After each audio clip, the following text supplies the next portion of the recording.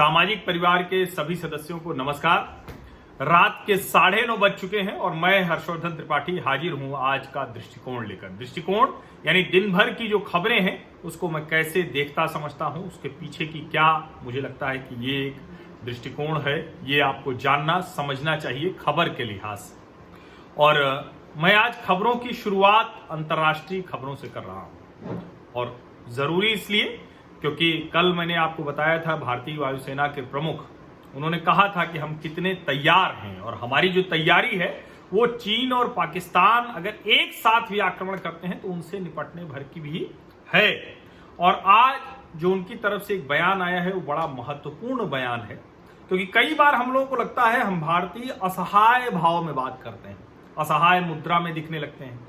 ऐसे लगता है कि जैसे कल को रूस था, आज अमेरिका नहीं होगा, ये नहीं होगा तो हम करेंगे क्या। कभी भी कोई देश अपनी सेनाओं के बूते ही लड़ता है। कोई राष्ट्र जो सक्षम बनता है वो उस राष्ट्र की जो सेनाएं होती हैं, उस राष्ट्र के जो नागरिक होते हैं, उस राष्ट्र की जो नीतियां होती हैं, उस राष्ट्र के जो नेता होते हैं, उनकी वजह से कोई भी राष्ट्र सुरक्षित रहता, उसकी संप्रभुता रहती है, अखंडता, एकता रहती है। और जो रणनीतिक तौर पर, राजनयिक तौर पर, विदेश नीति के तौर पर दुनिया के दूसरे देशों से भी संबंध अच्छे हों, ये बहुत जरूरी है। जरूरत पड़े तो आपके साथ वो रणनीतिक तौर पर खड़े हों। आज वायुसेना प्रमुख ने एक बहुत महत्वपूर्ण बात कही। उन्होंने कहा कि Bharat, India has to fight its own wars, US deployments according to their own perspectives. ये आप इसको समझिए, ये बात बड़ी महत्वपूर्ण बात है कि हमको अगर हमारा युद्ध किसी देश से होगा, जो कि ईश्वर न करे हो, लेकिन चीन और पाकिस्तान जैसे हमारे पड़ोसी हैं, ये दुर्भाग्य है कि वहां एक इस्लामिक फंडामेंटलिस्ट उसको चलाते हैं, जो कट्टर इस्लामिक ताकतें हैं पूरा देश चला रही हैं, और एक चाइनीज कम्युनिस्ट पार्टी जो आइडियोलॉजिकल बंधक हैं, वैचारिक बंधक हैं कम्युनिस्ट, वो चला रहे हैं। तो ये भारत के साथ एक दुर्भाग्य जुड़ा हुआ है। अटल जी कहते थे कि हम पड़ोसी नहीं बदल सकते, लेकिन ठीक करेंगे, उन लोगों को ठोक पीट के धीरे धीरे दुरुस्त करेंगे, यकीन मानिए। तो ये भारतीय वायुसेना प्रमुख का बयान आप सब लोगों को सुनना चाहिए, जानना चाहिए। दो बातें उन्होंने कहा है कि अगर पाकिस्तान चीन एक साथ भी, जिसको बार बार कहा जाता है कि टू फ्रंट वॉर हुई तो हम क्या करेंगे, तो उन्होंने बहुत स्पेसिफिक कहा था कि अगर स्कर्दू का भी एयरबेस का इस्तेमाल किया गिलगित बाल्टिस्तान में तो हम उससे भी निपटने में सक्षम है। दूसरा, अमेरिका हमारी लड़ाई लड़ने नहीं आएगा, उसका जो डिप्लॉयमेंट है वो उसके पर्सपेक्टिव से है, उसके संदर्भों के लिहाज से है। ये बहुत जरूरी बयान था। भारत ने अमेरिकी राइफल्स हैं, अमेरिकी मूल की जो राइफल्स हैं, सिग्स और असॉल्ट राइफल्स, उनको चीन की सीमा पर तैनात भारतीय सेना के सैनिकों को दे दिया है। तो ये भी बहुत जरूरी जानकारी जो मुझे लगता है कि आप लोगों को मिलनी चाहिए। मैंने बताया था कि अच्छे कपड़े, अच्छे जूते, बढ़िया टेंट वहीं पर सब लग गया है, सब्जी उगाई जा रही, वहीं सब कुछ चल रहा है। तो पूरी तैयारी विंटर्स के लिए कर ली गई, अच्छे हथियार भी हैं। अमेरिकी राष्ट्रपति डोनाल्ड ट्रंप, चुनाव का वक्त चल रहा है तो ये भी कहा जा रहा है कि राष्ट्रपति रहेंगे कि नहीं रहेंगे, इस बार कितना वो जो बाइडेन का क्या होगा। अब उस पर मैं चर्चा करना चाहता हूं, नहीं कर पाया। आज रात अमेरिकी चुनावों पर मैं चर्चा करूंगा, उसमें विस्तार से बात करूंगा। लेकिन फिलहाल ये खबर है कि अमेरिकी राष्ट्रपति डोनाल्ड ट्रंप वो हॉस्पिटल से व्हाइट हाउस आ गए और उनका चिर परिचित अंदाज है, उस अंदाज में आते ही उन्होंने मास्क उतारा और कहा कि हम ठीक है एकदम और अच्छे से काम करेंगे। और ट्रंप एडमिनिस्ट्रेशन ने जो मेडिकल फैसिलिटीज की हैं, जो दवाएं तैयार की हैं, उससे मैं एकदम दुरुस्त हूं। उनकी जो मेडिकल टीम है उन्होंने कहा है कि he is not entirely out of the woods yet but able to go home. और उसके बाद उन्होंने कहा है कि president's oxygen levels are normal and he will get his 5th dose of remdesivir at White House, यानी दवा जो है उसका 5वां जो डोज है उनको व्हाइट हाउस में दिया जा रहा है। और ऑक्सीजन लेवल बराबर है, यानी वो कम से कम ठीक है। वो तो अच्छा है, क्योंकि अभी के समय में कई तरह की आशंकाएं उठने लगी थी और अब जिस तरह से डोनाल्ड ट्रंप लौटे हैं ठीक होकर, तो पहले उनको जब हो गया था और अब जब वो ठीक होकर लौटे, इतने में अमेरिकी सेंटिमेंट कितना बदलेगा, व्हाइट्स का सेंटिमेंट कितना बदलेगा, वो बड़ा महत्वपूर्ण होगा। इस पर मैं बात करूंगा जब उसकी चर्चा करूंगा। भारत और अमेरिका, जापान, ऑस्ट्रेलिया, उनका जो क्वाड समूह है जो साउथ चाइना सी में, और उसके अलावा भी अलग अलग तरीके से अब तो इकोनॉमिक रिलेशंस बहुत ज्यादा मजबूत हो रहे हैं। टोक्यो में मीटिंग थी उनकी और उसमें भारतीय विदेश मंत्री डॉक्टर एस जयशंकर वो मिले जापान के प्रधानमंत्री, जो उनसे मुलाकात की उन्होंने वहां पर। वो योशिहिदे सुगा प्रधानमंत्री का नाम है, क्योंकि अब शिंजो आबे ही दिमाग में चढ़ा रहता है, तो अब वो नहीं है, अब योशिहिदे सुगा, उनसे बातचीत की और जो भारत और जापान का विशेष संबंध है उस पर चर्चा की। माइक पॉम्पियो से बात हुई, उनसे बहुत अच्छी बातचीत हुई, पूरे इंडिया पैसिफिक रीजन के बारे में बात हुई और जो और इनिशिएटिव लिए गए हैं इंडिया पैसिफिक ओशियंस इनिशिएटिव में उसकी बातचीत हुई। अमेरिका और भारत के रिश्तों के बारे में बातचीत हुई। US, India, Australia, Japan, quadrilateral जो इश्यूज हैं उसकी बात हुई। कैसे शांति, समृद्धि, सुरक्षा ये पूरे रीजन में होगी और उसकी वजह से दुनिया में, इस सब की बात हुई। और डॉक्टर एस जयशंकर ने कहा कि we remain committed to upholding the rules based international order underpinned by rule of law, transparency, freedom of navigation in international seas, respect for territorial integrity and sovereignty and peaceful resolution of disputes। यानी हम जो अंतर्राष्ट्रीय शर्तें हैं, नियम कानून हैं, उसके आधार पर संबंध बनाने, उसके अलावा जो कानून है उससे बंधे हुए हैं। पारदर्शिता, जो अंतर्राष्ट्रीय सीमाएं हैं, समुद्री सीमाएं हैं, उसमें एक जगह से दूसरी जगह जाने की जो शर्तें हैं उन सब को मानते हुए और एक दूसरे की जो संप्रभुता है, खास करके जो बाउंड्री की बात उन्होंने कहा, और जहां कहीं विवाद हो तो उसको उसी के आधार पर निपटाने के लिए, सुलझाने के लिए प्रतिबद्ध हैं। अफगानिस्तान के high council for national reconciliation, उसके चेयरमैन डॉक्टर अब्दुल्ला वो भारत में हैं और उन्होंने कहा कि जो अफगानिस्तान की शांति प्रक्रिया है उसमें भारत की बड़ी महत्वपूर्ण भूमिका है और इस बारे में वो बातचीत भी करेंगे और उनको बताएंगे कि क्या कुछ हो रहा है। और अब बात हाथरस की। हाथरस में अब कई तरह के नए जो साजिशी सिद्धांत हैं वो सामने आ रहे हैं। पीएफआई के 4 लोगों को पकड़ा गया है और ADG law and order Prashant Kumar ने बताया कि ये दंगा भड़काने की, जातीय दंगा भड़काने की साजिश की जा रही थी। ये तो बहुत साफ तौर पर दिख रहा है और इसमें अगर प्रशासन ने, उत्तर प्रदेश सरकार ने मिस हैंडलिंग पहले न की होती तो शायद इसकी जो बुनियाद थी वही नहीं बन पाती। लेकिन अच्छा है कि कम से कम आगे बहुत कुछ नहीं हुआ, लेकिन मैं उम्मीद करता हूं कि सरकार इससे सबक लेगी और कम से कम जो लोकतांत्रिक प्रक्रिया है उसको समय से होता हुआ लोगों को दिखेगा, ऐसा भी करेगी। जरूरी है, आज उन्होंने शपथ पत्र दे दिया न्यायालय में और ये बताया कि साजिश हो रही थी और दंगा हो जाता इसलिए रात में लाश जला दी, सब कुछ ठीक है, लेकिन अब न्याय मिले, क्योंकि 14 तारीख से लेकर 27-28 तारीख तक जो पुलिस की जांच है उसमें क्या है वो रिपोर्ट आज तक स्पष्टता से नहीं बताई गई। अगर वो आरोपी जो है उनमें से कई के निर्दोष होने की खबरें आ रही हैं तो उस पर कोई बातचीत पुलिस प्रशासन की तरफ से, उत्तर प्रदेश सरकार की तरफ से नहीं हो रही। वो लड़की तो, उसका तो जीवन गया ना, उसके साथ बर्बरता की खबर जो है वो सही, अगर दुष्कर्म हुआ या नहीं हुआ तो उस रिपोर्ट के आधार पर क्या, जो पुलिस की रिपोर्ट है जो सीबीआई को सौंपेंगे उसमें क्या बताया जाएगा। और जो सबसे बड़ी गड़बड़ है कि इस पूरी प्रक्रिया में लोकतांत्रिक तरीके से कोई भी बातचीत नहीं हुई।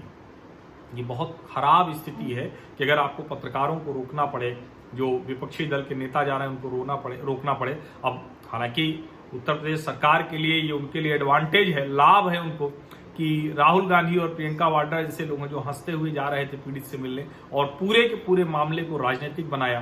भीम आर्मी के जो चीफ चंद्रशेखर रावण, अच्छा वो छत्तीसगढ़ में भीम आर्मी के लोगों ने प्रदर्शन किया क्योंकि वहां भी एक दुष्कर्म की घटना हुई जिस पर वहां के मंत्री ने कहा था कि ये तो छोटा रेप है, हाथरस में बड़ा रेप हुआ। ऐसे ही अशोक गहलोत ने कहा कि राजस्थान में छोटा रेप हुआ, हाथरस में बड़ा रेप हुआ। ये दुर्भाग्यपूर्ण है कि कांग्रेस के नेता, मंत्री, मुख्यमंत्री इस तरह की बातचीत करते हैं, इतनी शर्मनाक बात करते हैं। बिहार में भी ऐसे तेजस्वी यादव करें कि दलितों पर असर पड़ेगा, थोड़ा भावनात्मक मुद्दा हो जाएगा, 2 मिनट का मौन कर लीजिए। और अविनाश पांडे जो कांग्रेस के नेता वहां गए हुए थे वो कहते हैं कि अच्छा कहां रेप हुआ है। तो इस सब से समझ में आता है कि विपक्ष कितना, मतलब आप जिस बात की लड़ाई लड़ने जा रहे हैं उसमें भी आपको गंभीरता नहीं है, आप ठीक से वो काम भी नहीं कर पा रहे हैं और ये बड़ा शर्मनाक लगता है। मैं तो बस एक ही बात कहूंगा कि उस जो हाथरस की बेटी है उसको न्याय मिलना चाहिए और जो दोषी हैं उन्हीं को सजा मिले, निर्दोष इसमें जेल न जाए, गलत कोई व्यक्ति न पकड़ा जाए और अगर कोई दोषी है तो बाहर न रहे। ये सीबीआई ये काम करे, न्यायालय ये काम करे। अभी आज महाराष्ट्र में भी वहां एक गोरेगांव में, मुंबई के गोरेगांव में एक 6 साल की बच्ची के साथ दुष्कर्म की खबरें आई हैं। उसमें गिरफ्तारी एक व्यक्ति की हुई है, पुलिस ने बताया कि जांच चल रही है। राजस्थान से एक दुष्कर्म के मामले में, बहुत पुराना दुष्कर्म का मामला था, उसमें एक आरोपी को उम्र कैद हुई है, एक को 5 वर्ष की सजा। तो ये सब जब खबरें आती हैं तो मैं बार बार कहता हूं कि देखिए एक हाथरस नहीं है, बलरामपुर भी गए थे एडीजी लॉ एंड ऑर्डर और जो एसीएस होम है, लेकिन सवाल वही है कि हर इस तरह की घटनाओं पे भी राजनीतिकरण जब होता है ना तो मुद्दा दब जाता है। दोनों तरफ से तलवार निकाल के खड़े हो जाते हैं, इधर वाले के पक्ष में खड़े होना क्योंकि उनको सरकार बचानी, इधर वाले को विपक्ष को सत्ता दिलानी। लेकिन भैया ये मुद्दा नहीं है, मुद्दा किसी लड़की के साथ किसी भी तरह की बदतमीजी हुई हो, किसी तरह की छेड़छाड़ हुई हो, दुष्कर्म हुआ हो, हत्या हुई हो, किसी भी तरह की बर्बरता अत्याचार हुआ है, उसके दोषियों को सजा दिलाना है। ये सरकार के साथ या सरकार के खिलाफ विपक्ष के साथ खड़े होने का मसला नहीं है, ये बहुत गंभीर मसला है। पत्रकारिता में आप अगर इस तरफ या उस तरफ नहीं खड़े हैं तो आपको कहा जाता है कि आप पत्रकारिता नहीं कर रहे हैं। इधर वाला कहता है कि या तो उसकी गोदी में बैठ के हो, दूसरा कहता है कि अच्छा उसकी दलाली कर रहे हो, या उसका कहता है उसके एजेंडे में कर रहे हो। लेकिन मैं ये पहले भी नहीं करता था, अभी भी नहीं करता हूं। आप निश्चित रहिए, इससे मुझे फर्क बहुत नहीं पड़ता कि लोग क्या कहते हैं। उत्तर प्रदेश में लेकिन आज एक और मामला आया जो इस सरकार पर बड़े सवाल खड़ा करता है। उत्तर प्रदेश के ऊर्जा मंत्री श्रीकांत शर्मा, जो मथुरा से विधायक हैं, उन्होंने एक कल सहमति की थी और जो उत्तर प्रदेश कर्मचारी संघ के लोग हैं, निजीकरण की बात थी, उसको लेकर हुआ और उस सहमति पत्र पर समझौता चेयरमैन ने नहीं किया। यानी मंत्री मान गए, उनके सामने सहमति बनी और चेयरमैन ने नहीं किया। इसके पहले भी कई विभागों के मंत्रियों को उनके अधिकारी, उनके सचिव, उनके विभाग के चेयरमैन, उनके डायरेक्टर वो नहीं सुनते। उसमें कई बार ये कहा जाता है कि सीधे कहते हैं कि नहीं हम तो सीधे मुख्यमंत्री से बात करेंगे, और इस मामले में भी ऐसा हुआ। लेकिन उसका खामियाजा क्या हुआ? उत्तर प्रदेश के बिजली कर्मचारियों ने हड़ताल कर दी। प्रदेश के कई हिस्सों में कई घंटे तक बिजली नहीं रही। कई जगह पानी का भी संकट हुआ, जल संकट भी हो गया। बिजली चली गई समय से तो फिर पानी नहीं आएगा, मोटर से पानी नहीं चलेगा, सब व्यवस्था पूरी तरह से ध्वस्त हो गई। अच्छी बात यह है कि शाम होते होते उत्तर प्रदेश सरकार और बिजली विभाग के लोगों के बीच में वो समझौता हुआ है और अभी फिलहाल जो वाराणसी डिस्कॉम का प्राइवेटाइजेशन था वो 3 महीने के लिए टाल दिया गया है। उसके बाद समीक्षा होगी और वैसे ही काम किया जाएगा। लेकिन आप सोचिए कि सरकारी जो बिजली की चोरी है, जो सरकारी विभाग, बिजली विभाग का भ्रष्टाचार है, जो सरकारी बिजली कर्मचारी हैं उनके घर में जो मुफ्त की बिजली है, उस सब को लेके लोगों के मन में है कि भैया प्राइवेट को दे दो, कम से कम बिजली तो मिलेगी, क्योंकि उत्तर प्रदेश में देश के कई राज्यों से ज्यादा महंगी बिजली मिल रही है। तो निजीकरण, ये बार बार जब निजीकरण और सरकारी की बात होती है तो निजी हो या सरकारी, लोगों को सस्ती दरों पर मिले और जितनी भी दर पर मिल रही है तो उसके बाद वो नियमित मिले वो सुविधा, ये मूल बात होती है। निजी और सरकारी से बहुत फर्क नहीं पड़ता है, ये आप ध्यान रखिए। ये फालतू की बात है कि वो प्राइवेट वाला आएगा तो लूट ले जाएगा, वो कहीं अलग से नहीं आते हैं। दुनिया में जो बड़ी बड़ी कंपनियां बनी, जिनसे आप देखकर चमत्कृत रहते हैं कि गूगल कैसे बन गया, फेसबुक कैसे बन गया, ये कैसे हो गया, वो सब अपने देश की बहुत बड़ी कंपनियां हैं और उनकी अर्थव्यवस्था कई देशों की अर्थव्यवस्था से बड़ी है। तो अच्छा है कि हमारे देश की भी कंपनियां बड़ी हों। मूल बात यह है कि सुविधा समय पर मिल रही है क्या, जिन दरों पर तय किया वो कम से कम हो सकती हैं क्या, और जिस दर पर तय किया उस पर नियमित मिल सकता है क्या। वो सरकारी देश निजी देश से बहुत फर्क नहीं पड़ता है। वैसे भी सरकार का काम नीतियां बनाना ज्यादा होना चाहिए, उसे लागू कराना। पश्चिम बंगाल जो राजनीतिक हत्याओं का प्रदेश बन गया है, 110 भाजपा कार्यकर्ताओं की हत्या हो चुकी है। वहां भाजपा के पार्षद मनीष शुक्ला, जो वहां के बीजेपी के एमपी हैं अर्जुन सिंह, जो पहले ममता बनर्जी के नजदीकी थे, अर्जुन सिंह इधर आए, सांसद बने, उनके ऊपर चुनाव के समय में भी हमला हुआ था। उनके नजदीकी भाजपा पार्षद मनीष शुक्ला की टीटागढ़ में गोली मारकर हत्या कर दी गई। और कैलाश विजयवर्गीय और सभी नेता मिलकर आज जगदीप धनखड़ से मिले और कहा कि इसकी सीबीआई जांच होनी चाहिए। ज्यादातर मामलों में लोग सीबीआई जांच मांगते हैं। एक हाथरस में ही है कि जो पीड़ित हैं वो सीबीआई जांच को तैयार नहीं हो रहे हैं, और जो आरोपी हैं वो कह रहे हैं सीबीआई जांच कराओ। मामला इसीलिए फंसता है, यहीं जाकर ठहर कर सोचने की जरूरत है। किसी को सही या गलत ठहराने की जरूरत नहीं है। न्याय होने के लिए जरूरी है कि आप स्थिर होकर ठहर कर सोच सकें। बिहार राजनीतिक जो दंगल है, सत्ता किसके पास रहेगी अगले 5 वर्ष 2020 से 2025 तक, उसके लिए चुनाव शुरू हो गया है। पहले चरण की जो 71 सीटें हैं उस पर नामांकन भी शुरू हो गए। आज जाकर भारतीय जनता पार्टी और जेडीयू के बीच में समझौता होगा।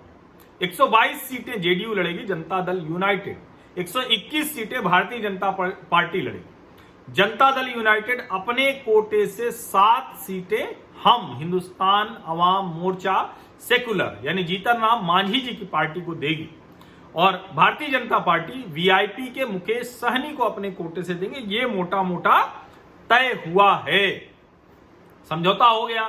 सीटें किसको मिलेंगी, कैसे मिलेंगी, ये सब तय हो गया। भारतीय जनता पार्टी ने बहुत कड़ाई से कहा है कि पीएम का इस्तेमाल न करें तस्वीरों का।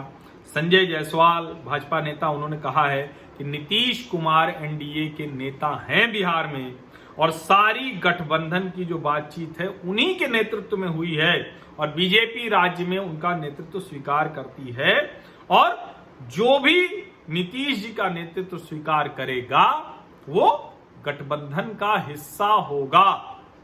चिराग पासवान अपना अलग रास्ता बना चुके हैं। उस पर नीतीश कुमार ने कहा कि रामविलास पासवान जी अभी ठीक नहीं है, स्वस्थ नहीं है, हम चाहते हैं कि जल्दी से स्वस्थ हो जाए। लेकिन क्या वो बिना जनता दल यूनाइटेड की सहायता के राज्यसभा पहुंच पाते? कितनी सीटें हैं जेडीयू की विधानसभा में? 2। क्या 2 सीटों से वो पहुंच पाते अगर भाजपा ने और जेडीयू ने उन्हें राज्यसभा का टिकट नहीं दिया होता, नहीं भेजा होता?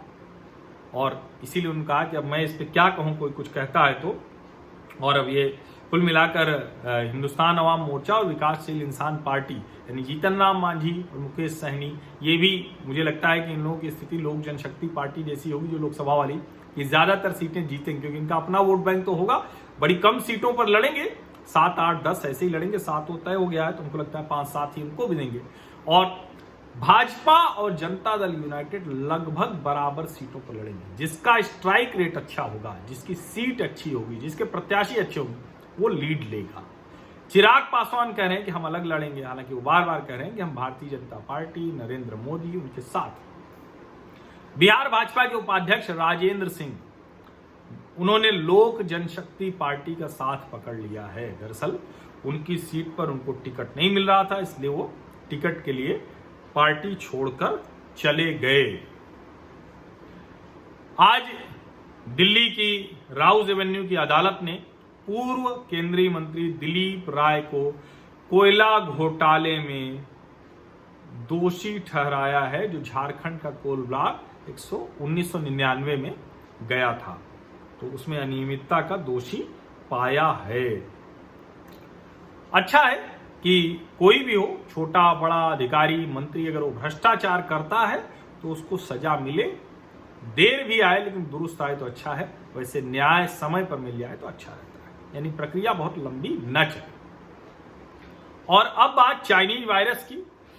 एम्स जो दिल्ली का आयुर्वेद वाला है वहां 100% रिकवरी है, यानी जितने लोग वहां भर्ती हुए चाइनीज वायरस से संक्रमित वो सब ठीक होके लौटे। और आज सरकार ने आयुर्वेद की दवाएं वो रिकमेंड की हैं, सुझाव दिया है, प्रस्तावित किया है कि अगर आपको कोविड-19 से आप पीड़ित हैं, चाइनीज वायरस से पीड़ित हैं, तो इसका उपयोग कर सकते हैं। डॉक्टर हर्षवर्धन ने, मिनिस्ट्री ऑफ आयुष ने ये किया है।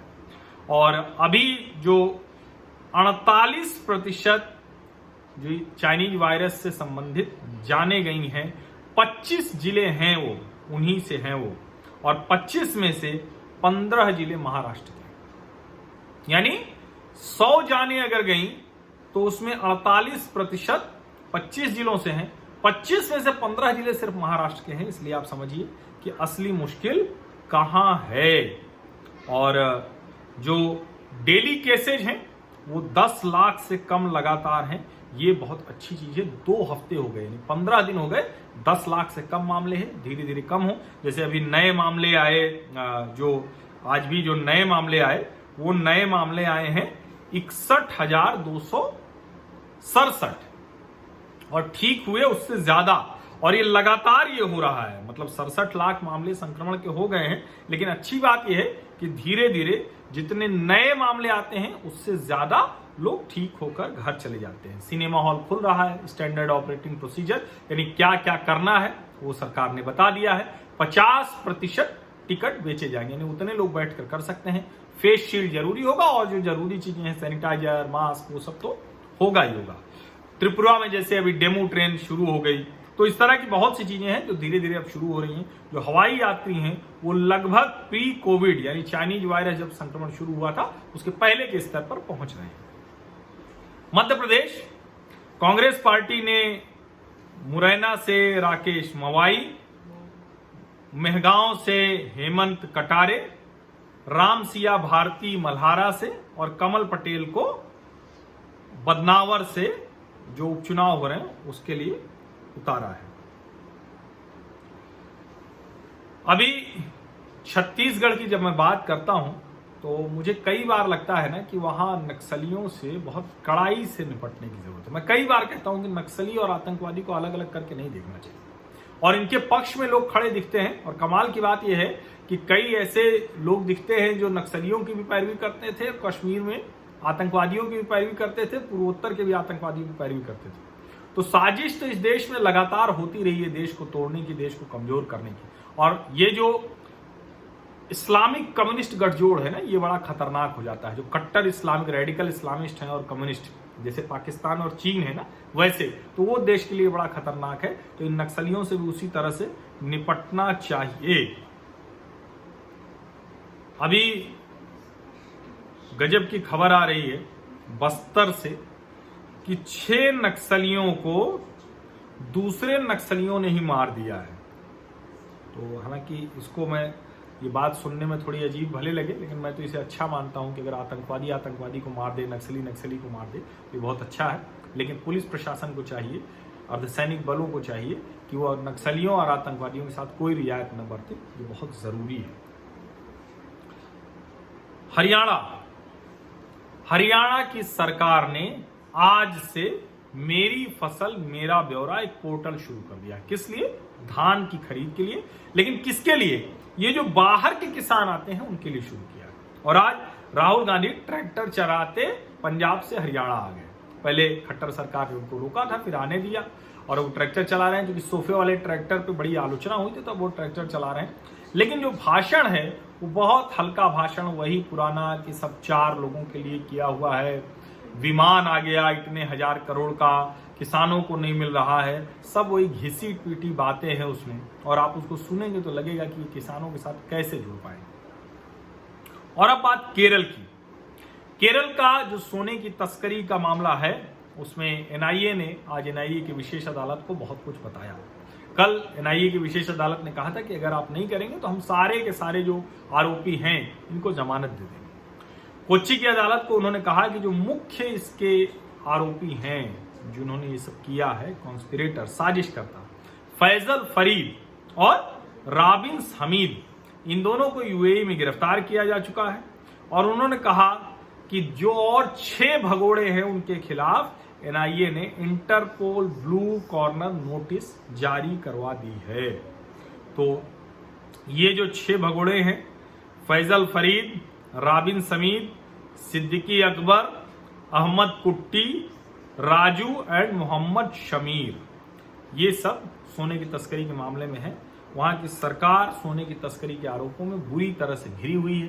पिनराई विजयन जो मुख्यमंत्री हैं, उनके प्रमुख सचिव रहे शिवा शंकरन के, जो सोने की तस्करी के मुख्य अभियुक्त है, जो यहां साजिशकर्ता बताई जा रही स्वप्ना सुरेश, उसके बहुत नजदीकी संबंध थे। हालांकि शिवा शंकरन को हटा दिया, लेकिन केटी जलील जो उच्च शिक्षा मंत्री हैं, उनको हटाने को लेकर भाजपा के महिला मोर्चा, युवा मोर्चा, कांग्रेस के नेता, कांग्रेस के युवक कांग्रेस के लोग सब लगातार प्रदर्शन कर रहे हैं।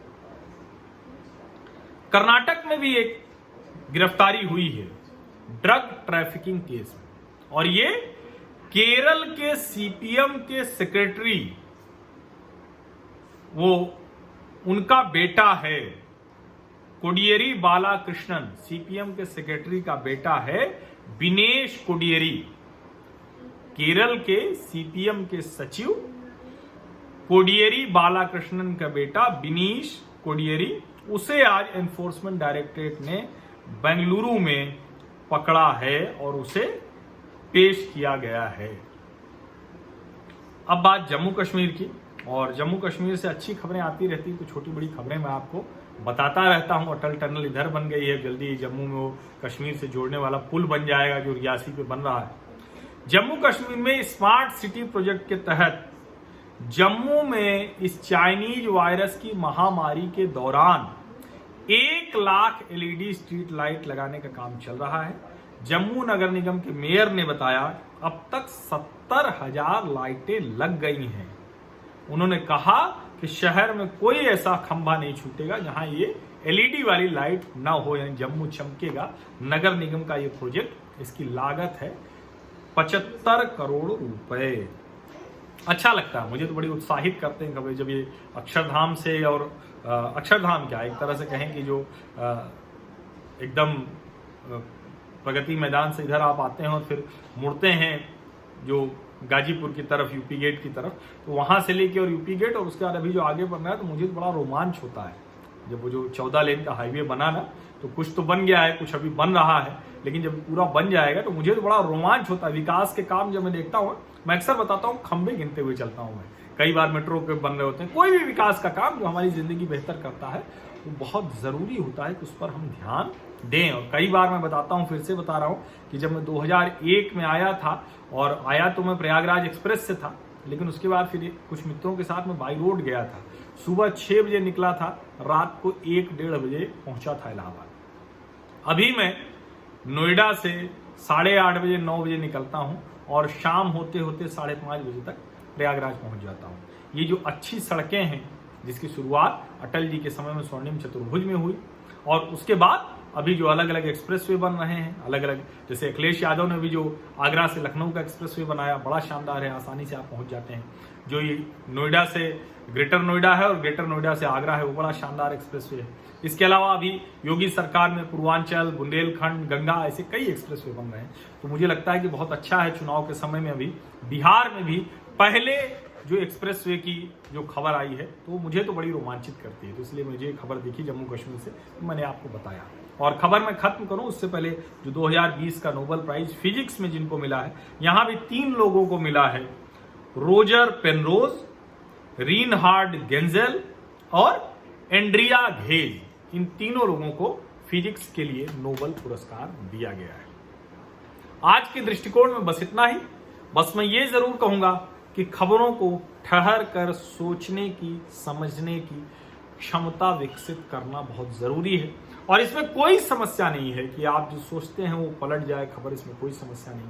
सब, कई बार ऐसा होता है कि आप जिसको देख रहे होते हैं वो दूसरी तरह से दिखता है। सोर्स वही होते हैं, सरकार किस तरह से काम करती है, पुलिस प्रशासन किस तरह से काम करता है, उस पर भी उंगली उठाने की हमेशा ताकत रखनी चाहिए।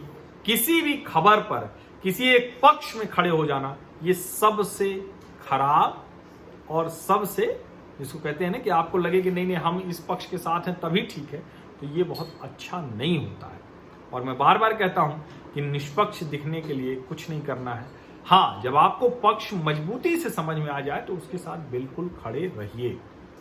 तो मेरा पक्ष हाथरस पर क्या है?